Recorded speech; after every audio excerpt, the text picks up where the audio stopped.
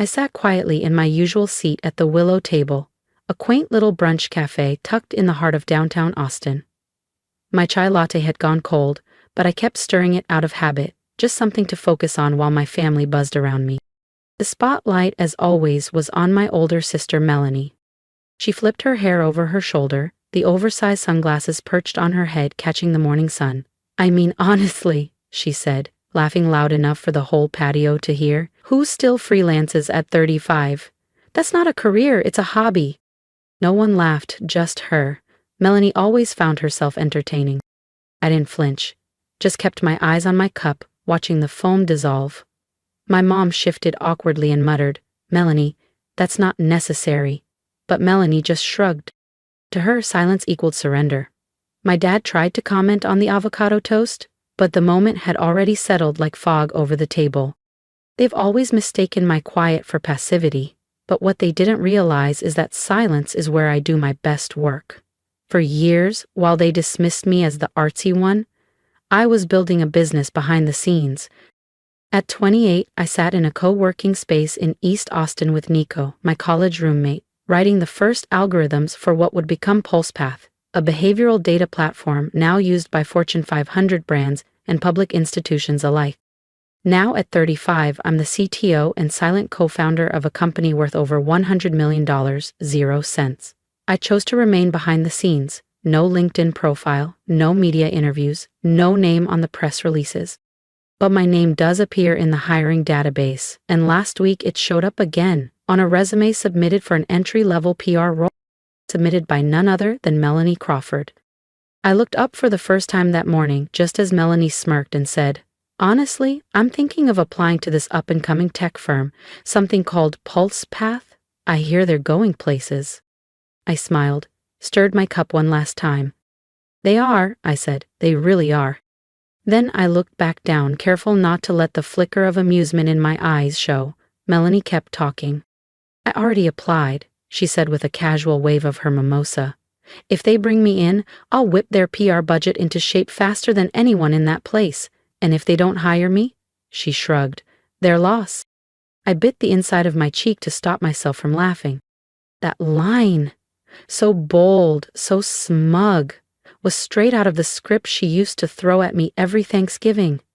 How I'd never amount to anything hiding behind a screen. How I was wasting my prime years chasing digital shadows. And now, she's walking straight into the empire I built in those same shadows. But I didn't say a word. I didn't need to. I'd learned that truth, when timed right, has its own volume. I still remember my 12th birthday. The candles were lit, everyone was halfway through the birthday song when Melanie burst in, waving a first-place cheer trophy. "Our superstar just won regionals," my mom beamed, pulling her into a proud hug. I stood behind my untouched cake, still smiling, but no one asked me to blow out the candles. No one asked what I wished for. I carried my unopened gifts upstairs, pulled out the old Dell laptop Dad gave me, and went back to tweaking my first video game mod. Even as a kid, I found magic in what bored other people. I'd spent hours writing basic code, designing graphics, testing logic. My mom used to say, "Julia disappears when she's working." My dad would chuckle, "In this house, one's a spotlight and one's a circuit board." No mystery who was which. Melanie studied media and dabbled in theater. She became a minor local personality, colorful, chaotic, camera-ready. I earned a full ride to Texas Institute of Technology, but no one came to my graduation. They were hosting a launch party for Melanie's fashion collab that day. I didn't mind. I was already planning something bigger. By 29, Nico and I had landed a government pilot contract. By 32, PulsePath was processing real-time behavior data for major clients in retail and healthcare. As of last quarter, we're worth over $100 million, 0 cents. I hold 48% ownership. And guess who's about to walk into the interview room next week? Melanie Crawford, PR hopeful. My older sister. Unaware that I'm the one who signs off on every single hire. But ask anyone on the street, they'd only know Nico Alvarez. As for Julia Crawford, she never appeared in a headline. And that's exactly how I wanted it. I never craved photo ops, champagne galas, or awkward boardroom applause. I wanted to build tools that solved real problems, systems that helped real people. That was always enough for me. As for Melanie, after her fashion label tanked due to overspending and unpaid vendors, she quietly returned to the world of marketing at a mid-size agency. Until the agency shut down. Now she's pinning her hopes on a new position she doesn't even realize I created. I'm not sure if Melanie will ever see me as more than the quiet sister with a screen addiction. But now, she's about to walk into a company where the workflows, brand pillars, and reporting tools all have my fingerprints on them. And I can't help but wonder, when she sees the name Julia Crawford in the footer of her onboarding documents or budget projections, will she connect the dots? Or will she still believe I'm just some footnote to her spotlight life, a flicker she long outshined? Part of me hopes she never finds out. Another part wants to see her expression when it finally hits. I don't need her approval, but I do want her respect. That night, back in my apartment on the 18th floor overlooking South Congress Avenue, the Austin skyline shimmered beneath a light spring haze. I opened my laptop and logged into PulsePath's admin panel. A familiar dashboard greeted me. Rows of approvals, budgets, system updates. The first item at the top. HR recommended candidate. Melanie Crawford. My breath caught for half a second. Her photo popped up on screen. Confident smile, beige blazer, resume polished within an inch of its life. I read the HR note.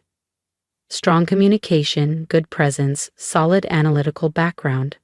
Recommending her for second round interview. I didn't type a word. Just clicked the 3 dots in the top corner. Forward, copy, promote, approve. I clicked approve. She got the job. No one else at PulsePath knows who I really am. Nico and I made that pact years ago. His face is on everything, from Forbes features to keynote panels. Mine? Mine stays out of the spotlight. Not because I'm hiding, but because I'm free. Behind the title Senior Technical Advisor, I run 48% of this company. Quietly, precisely, and powerfully. Nico always respected my choice, never once let my name slip to employees or the press. For a long time, I questioned whether staying hidden was smart or cowardly. But watching Melanie walk into the very world I'd quietly built, I realized silence wasn't just strategic, it made moments like this worth it.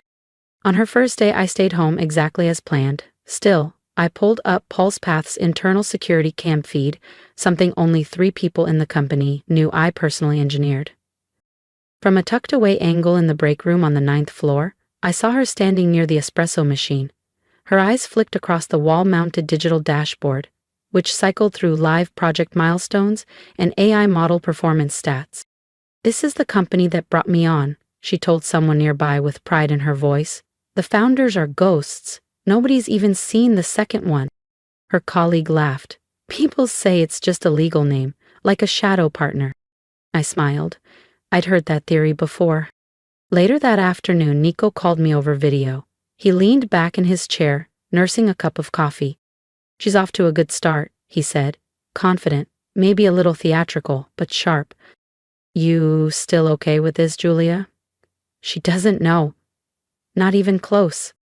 "For now, I want it that way," I replied. "Let's just observe. If she thrives, she earns it. If not, the truth will sort itself out." Because this wasn't about revenge. I didn't want Melanie to fail. I didn't want an apology or a stage. I just wanted to see, who is she when there's no audience? A week went by, then another. I kept my routine. Late-night office visits, quiet budget approvals, strategy revisions in the glow of empty monitors. Until one Thursday, I was down in the basement server room checking the AI node logs when I heard sharp footsteps echo down the hall. I turned, and there she was. Melanie, frozen at the doorway, staring at me like she'd seen a glitch in the Matrix. "Julia," she asked slowly, "what are you doing down here? Only upper management has access." I gave a calm smile. "Guess I've got special access." She tilted her head, about to respond, when Nico stepped out from the adjacent room, holding a file. Hey Julia, you mind signing off on the new predictive pipeline draft before Friday? I took the folder. Look back. And Melanie? She didn't speak, but I saw it in her eyes. The story was starting to rewrite itself. And now I'd see? Would Melanie finally see me, or still believe I was nothing more than the harmless shadow she'd always dismissed? That morning, Austin was blanketed in a soft overcast, a spring drizzle tapping gently on my balcony windows. I had just signed off on our latest quarterly projections when my phone buzzed. It was Nico. Julia, he said, half amused, something interesting just happened. I think your sister's getting curious. At the same moment, an internal notification lit up my screen. Unrecognized signature. NS line found in budget file. Please confirm approving authority. My pulse steadied. So, it was time. Nearly 2 months had passed since Melanie joined PulsePath as a budget analyst. She'd made herself visible, charming teams, leading presentations, and offering bold ideas. I'd silently watched her proposals pass my desk. Quiet approvals, no interference. But she had started noticing inconsistencies. It began with a routine marketing file. Embedded at the bottom, a digital signature. Julia Crawford, NS. And beside it, an ID string associated with company founders. I knew Melanie well enough to know she wouldn't let that go. The next morning, I caught part of a conversation downstairs near the lobby cafe. Who's this NS person anyway? A junior staffer whispered, like a ghost, always signing the top-tier stuff. Probably just a legal placeholder, Melanie replied with a dry smile. I don't trust names without faces. I tightened my grip on my coffee. Don't trust, she'd find out soon enough. 3 days later, she submitted a formal request to accounting, asking for access to the full quarterly breakdown. With her clearance, she opened document after document until she hit the one. The budget frameworks, the system blueprints, financial core reports, and in every key section, my name.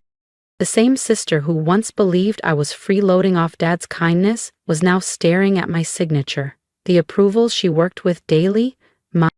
That afternoon, another notification hit. Internal access request. Melanie Crawford. Archive access. Founding records.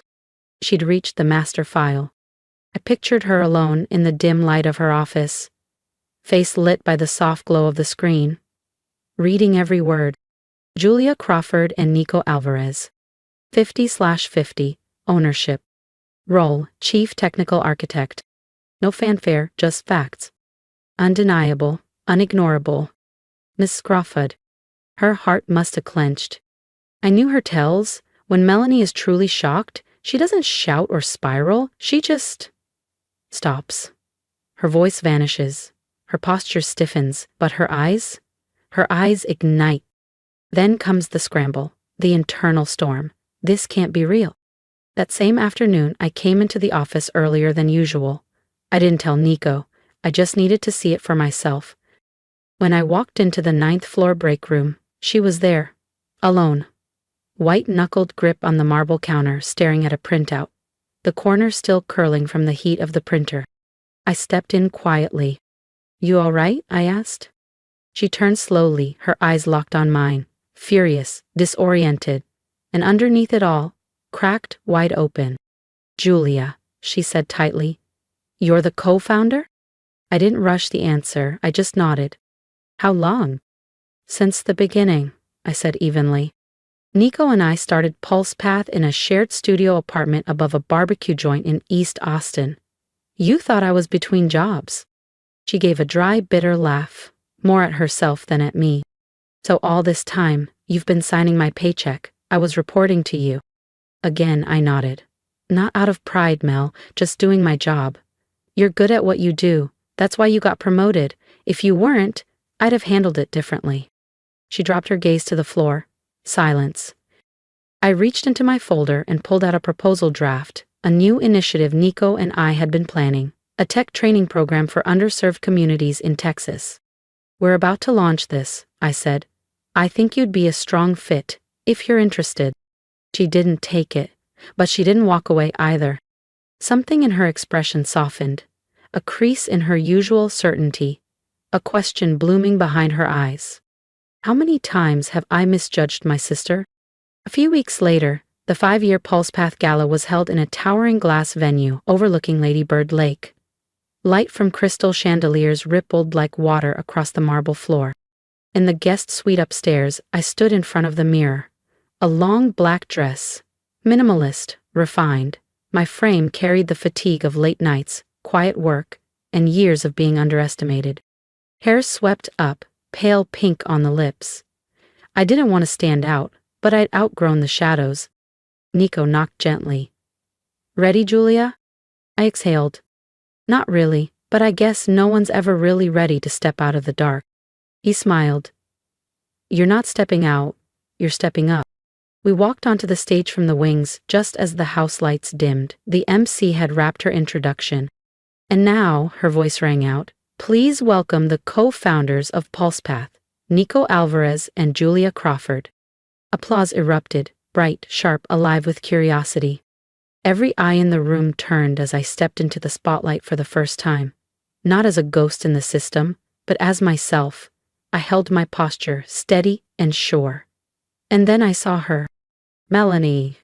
She stood at the back, clutching a champagne flute she hadn't touched. Her expression, shocked, almost fragile, cut through the clamor. Her world, as she knew it, had just spun off its axis. I knew the feeling. I'd felt it too, on the day Nico and I secured our first 7-figure investment. That quiet, seismic shift when something others doubted becomes undeniably real. Nico spoke first. He shared our story, from a run-down studio above a BBQ joint to leading AI innovation across multiple industries. He talked about the bugs, the breakthroughs, and the nights we fell asleep at our keyboards. Then he passed the mic to me. The room stilled. I took a slow breath. "Hi everyone, I'm Julia Crawford, and I guess for many of you, this is the first time you're actually seeing me." A ripple of warm laughter rolled through the crowd. No mockery, just surprise wrapped in kindness. I continued, "I'm not much of a public speaker. Honestly, I never thought I'd be up here. But 5 years ago, Nico and I had two things: an idea and a belief that tech should be built on trust, not ego." My eyes swept the room, then paused on Melanie. She was still standing there, no longer holding her drink. Her arms hung at her sides, her gaze locked on me, like she was trying to reconcile the stranger on stage with the sister she thought she had pegged. "I know I haven't been the public face of this company," I said. "That was my decision, but today, I wanted to show up, not for recognition, but for gratitude." Applause swelled. I nodded once, then stepped back as the MC returned to close the ceremony. As the lights shifted to soft dinner ambiance, I moved toward the buffet, hoping for a quiet corner. But with every few steps, someone stopped me. "We thought you were a myth," one developer chuckled. "Didn't think you were real." I offered polite smiles, answered a few questions. But my eyes kept scanning the room. For one person. Where Melanie had stood was now empty. She had left. I didn't know when she slipped out or how much of my speech she'd actually heard, but something inside me shifted, just slightly. A quiet space opened up, where I'd hoped for a glance, a nod, even a small shared smile from someone who had known me before any of this. Before PulsePath. That night, back in my apartment, I kicked off my heels and collapsed into the corner of my sectional. My phone buzzed nonstop. Messages from colleagues, investors, old professors, even my parents. "We're so proud of you, sweetheart, you blew us away." But from Melanie? Nothing. Curious, I opened the company livestream archive, skipped ahead to my speech, and hovered over the play button. But I didn't hit it. I didn't need to hear my voice again. I just wanted to know, what had she seen? A stranger in the spotlight? Or the little sister she once said was book-smart but not built for the real world? 2 days later, I arrived early to the office, not for a meeting or approvals, just to finish something personal. I walked to the quiet 10th floor conference room, unlocked the drawer I kept for old things, and pulled out a small walnut box I'd had since college. Inside, I placed a navy linen notebook, a smooth black pen, and a simple card, Handwritten, no logo, no flourish. It took me over an hour to find the words. Not poetic, just real. Melanie, thank you for your work at PulsePath. You're sharp and I believe you'll go far. I'm proud to work alongside you, even if we began in silence. Julia. I folded the note, tucked it inside the notebook, and handed it to the internal delivery assistant, with one quiet instruction. Please give this to Melanie Crawford, no sender listed. I wasn't expecting a response. It wasn't an olive branch, it was a door. Quiet. Unlocked. She could walk through if she wanted. Or not. The rest of the week passed without a message, no email, no thank you. But I noticed the shift. Melanie no longer sat back with folded arms during meetings. She started taking notes, thorough ones. She raised smart questions, gave concise feedback. One afternoon, I lingered near the hallway as she pitched a cost-saving revision for our AI operations budget. Her tone? Calm. Her eyes focused, not defensive, just present. I didn't go in.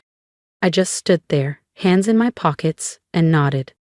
The next week, HR circulated a new proposal, submitted by Melanie Crawford, an internal mentorship program for junior employees with a focus on women in tech. She'd proposed that a portion of our corporate social responsibility budget be dedicated to hosting free weekend career workshops, sessions led by department heads covering real-world tech skills, interview prep, and mentorship. I read the proposal 3 times, slowly. Title, Touch the Screen, Touch the Future. And just below it, in subtle italics, inspired by the quiet mission of Julia Crawford. I set the file down and exhaled. A quiet breath. The kind that slips past years of tension you never realized you were holding. Later that afternoon, I stopped by the 9th floor pantry like I always did just before heading out. Melanie was there, pouring hot water into a glass teapot. When she turned and saw me, we both paused like two people meeting in a familiar space for the very first time. But this time, her gaze wasn't guarded. No walls, no edge. I was about to keep walking when she spoke, just above a whisper. The pen is beautiful and the notebook. I've started writing in it. I turned. I'm glad you liked it. She gave a small nod, as if that gesture cost her more than words. I don't think I ever really understood you, she said. Or maybe I just never tried. I smiled, just enough to show I heard her, but said nothing. There's something I need to say, she continued. You didn't have to give me a chance, but you did. And not once did you use it to make me feel small. Her voice tightened, but didn't waver. That says more about who you are than anything else I've ever said about you. And in that moment, I didn't see the teenager in glitter and ribbons, soaking up cheers at my expense. I saw Melanie, a woman finally willing to let go of the version of me she'd built in her head. I don't know if I can make it right, she said, but I'll try. I nodded. We don't need to keep score. We just start from here. We stood side by side for a while longer. No dramatic apologies, no performance. Just a shared pause in the hallway between who we were and who we could still become. And from that moment forward, things really did shift. Melanie stopped needing to be the loudest voice in the room. She began making room for others, mentoring interns, and taking on back-end work with quiet pride. And I stopped hiding. I led tech briefings, spoke at university panels, shared my story with young women in STEM. Not to show off, but to prove that you don't have to be seen to make something real. One Saturday, as I was heading out, I passed the wall of quarterly contributors. Melanie stood before it, her name at the top. She looked back at me, eyes soft, and gave a small nod. Thank you for not giving up on me. I smiled. We're just getting started, Melanie. That Sunday, our family met for brunch at our usual spot, Magnolia and Vine, tucked into a shady corner near Zilker Park in Austin. Same cozy charm as always. Dark walnut chairs, sunlight slipping through striped curtains, the scent of cinnamon waffles warming the air. But something felt different. I sat on the patio beneath hanging ivy, joined by Mom, Dad, Aunt June, Uncle Rick, and Melanie. She arrived 5 minutes late, but not with her usual dramatic flair. No bold colors or glittering heels this time. Just a clean white blouse, dark jeans, her hair tied back in a neat braid. No makeup. As she approached, her eyes flicked toward me, unsure, searching. Then she gave a simple nod. I nodded back. No words exchanged, but none were needed. Mom was in the middle of a story about her backyard succulents when Uncle Rick chuckled and turned to me. "So, Julia," he asked, "you still doing that little computer thing from home? Writing all that code stuff?" I smiled softly. I wasn't surprised. He still thought software development was some quirky hobby, like building robot toys in the garage. But before I could answer, Melanie set her coffee down with a gentle clink. "Uncle," she said clearly, "Julia's the smartest person I've ever known. Without her, I wouldn't be where I am today." The table went silent. Everyone looked at her. I tilted my head, curious. But Melanie didn't flinch. "I used to think being the loudest in the room meant I was the most confident," she continued, "but Julia taught me that real strength doesn't need applause." She looked directly at me. Her quiet doesn't mean she has nothing to say. It means she's choosing action over ego. That's something I'm still learning. Uncle Rick blinked, startled. Aunt June gave a small, proud nod. My mom reached across the table and gently squeezed my hand. I didn't say a thing, I just looked at Melanie. And in that look, I saw everything she hadn't yet said out loud. Regret, respect, and something like healing. The conversation eventually drifted back to the weather and who was hosting Thanksgiving. But something real had happened. Something lasting. After the check came, and people started to gather their things, I stood to grab my bag. Melanie stepped closer, her jacket folded over her arm. She passed by, barely brushing my shoulder. Then, softly, "You don't have to forgive me, but I'll never be that person again."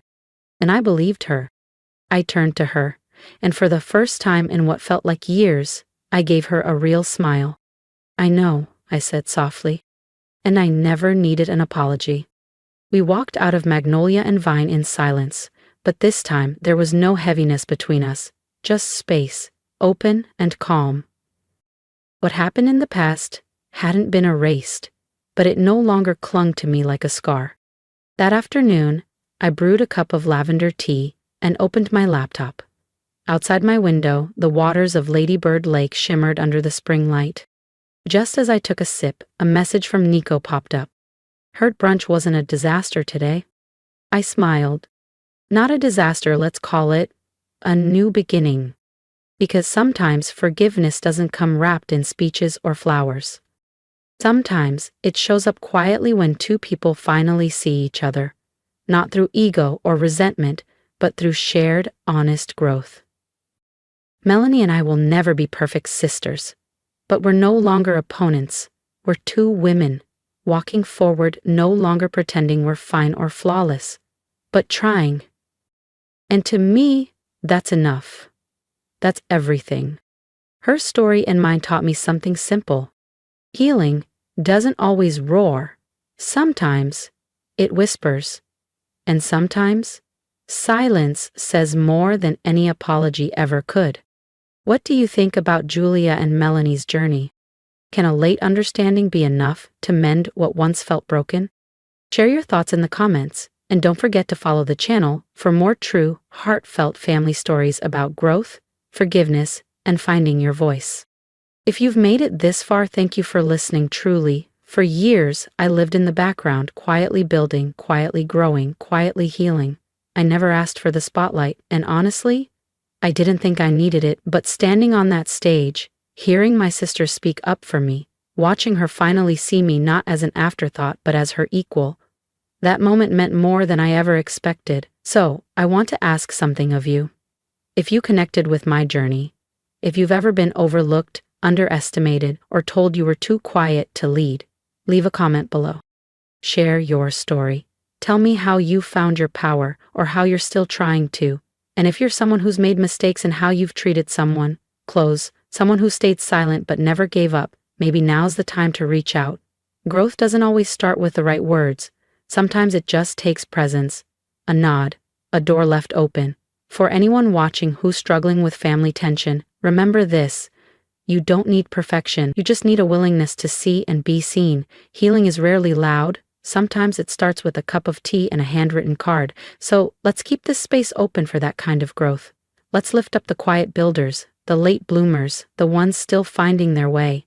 I'd love to hear your reflections. Drop a comment, subscribe for more stories like this. And if this one spoke to you, share it, because maybe someone else out there needs to know they're not alone in the quiet. And that being seen, it doesn't always come from shouting. Sometimes it comes from showing up again and again until your truth is impossible to ignore.